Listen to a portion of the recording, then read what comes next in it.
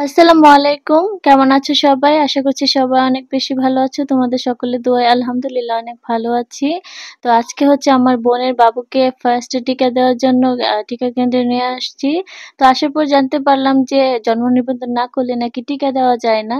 তো আমরা তো এটা আগে থেকে জানতাম না, যার কারণে দিতে চলে আসছি। তো একটা কেন্দ্র থেকে দিচ্ছে না, মানে কোনোভাবে ওনারে ম্যানেজ করার চেষ্টা করছিলাম যে আমি পরে কাগজটা আপনাকে দিয়ে যাবো, আপনি টিকাটা দিয়ে দেন। কেননা বাবুর অলরেডি অনেকদিন হয়ে গেছে, টিকাটা দেওয়া হয় নাই।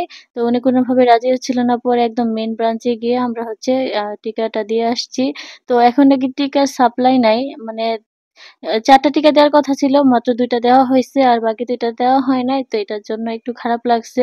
আ দেখা গেছে যে আগে বাচ্চারা একদম টাইমলি সবকিছু পেত। এখন আর সেই টাইমলি টিকাগুলা পাচ্ছে না। তো আমার বোন অনেক মন খারাপ করছিল। তো এখানে আমি একটা শপে আসছি। আমার সবচেয়ে ইম্পোর্টেন্ট যেটা মাইক্রোফোন লাগবে, ওয়্যারলেস মাইক্রোফোন। তো সেটা কেনার জন্য আসছি। তো এখানে এই মাইক্রোফোনটা নিলাম আমি। তো অনেকদিন ধরেই ভাবছিলাম যে আ একটা মাইক্রোফোন কিনবো কিন্তু বাসা থেকে বেরই হওয়া হচ্ছে না। কেননা নতুন বাবু হইছে যেহেতু আমার বোনের পাশে তো একজন থাকা লাগে। আর যাই হোক, তো আজকে ফাইনালি বাবুর জন্য বের হওয়া হইছে। তো ভাবলাম যে যেহেতু টিকা কেন্দ্রটা ওইখানেই, তো মাইক্রোফোনটা নিয়ে যাই। আর তাছাড়া ভিডিওতে যদি সাউন্ড ক্লিয়ার না হয়, যেমন আমার অন্যজনের ভিডিওতে যদি সাউন্ড ক্লিয়ার না হয় দেখতে ভালো লাগে না। তো আমার ভিডিওতে অন্য কারো ভালো লাগবে না যদি সাউন্ডটা ক্লিয়ার না হয়, তাই না? তো যাই হোক, আমি হচ্ছে এই মাইক্রোফোনটা আনছি। দেখছো? একটা মশা, আমি ভয়েস ওভার দেওয়ার সময় আমার উপর দিয়ে একটা মশা চলে গেল। সরি, আমার সামনে দিয়ে। আমি কেন জানি ইদানিং ভয়েস ওভার দিতে গেলে খুব উল্টাপাল্টা কথা বলি। মানে আমি বলতে চাই না কিন্তু হয়ে যাচ্ছে উল্টাপাল্টা। তো এই মাইক্রোফোনটা আনলাম। আ এটা হচ্ছে মিড রেঞ্জ এর একটা মাইক্রোফোন, খুবই ভালো। আ যাই হোক, আমার একটা কাজ তো হলো। বাবুর টিকা দেওয়া হইছে, যদিও সবগুলা দেওয়া হয় নাই, একটু খারাপ লাগছে। তো ২ টা দেওয়া হইছে। আর টিকা জন্ম নিবন্ধন ছাড়া নাকি ২ টাও দেওয়া দিত না। তো যাই হোক, টিকা ২ টা দিতে পারলাম। বাকি ২ টা হচ্ছে আবার ১ মাস পরে। আর এটা হচ্ছে কিনে আনলাম। আমি এখন এটা খুলে তোমাদেরকে দেখাচ্ছি। তো এই মাইক্রোফোনটার মধ্যে হচ্ছে ২ মাইকওয়ালাও একটা আছে। তো আমি ওইটা আনি না, যেহেতু আমি সিঙ্গেল ভিডিও করি, মানে আমি নিজেই ভিডিও করি, সেহেতু আমি এই সিঙ্গেল মাইকওয়ালাটাই আনছি। তো এটার কোনো ওয়ারেন্টি গ্যারান্টি ছিল না। তবে এটা যত্ন করে চালালে অনেকদিন চালানো যায়, আঙ্কেল বলছে। আর হচ্ছে আমি এগুলা সম্পর্কে তেমন ভালো জানি না। উনার উপর বিশ্বাস করে আনছি। তো এখন কিন্তু আমি ভয়েসও দিচ্ছি এই মাইক্রোফোনটা দিয়েই। তো তোমরাই জানাইও যে সাউন্ড মানে কোয়ালিটি কেমন? আর এটা মিড রেঞ্জ এর অনুযায়ী আমার মনে হয়েছে যে ভালোই সাউন্ড ক্লিয়ার আছে।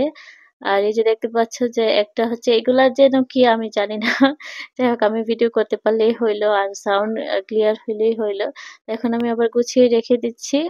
ভিডিওগুলো অ্যাকচুয়ালি আমি শখের বশেই করি। মানে এমন না যে আমার এটা থেকে ইনকাম করতে হবে বা এই সেই।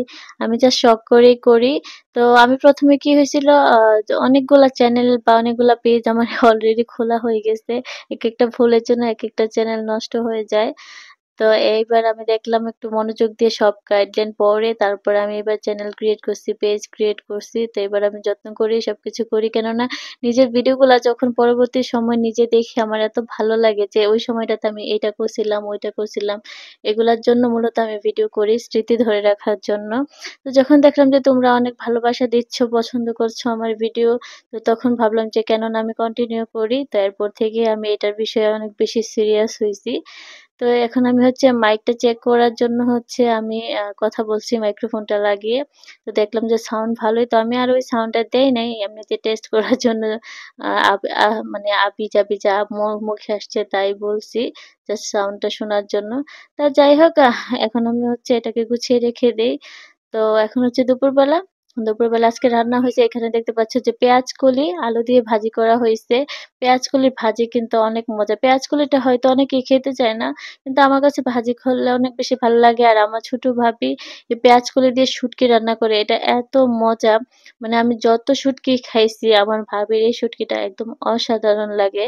আর এখানে হচ্ছে ফুলকপি দিয়ে মাছ রান্না হইছে। ফুলকপিও আমার অনেক, অনেক, অনেক প্রিয়। বলার মতো না যে ফুলকপি আমার কতটা প্রিয়। আর এখানে হচ্ছে পুঁটি শুটকি।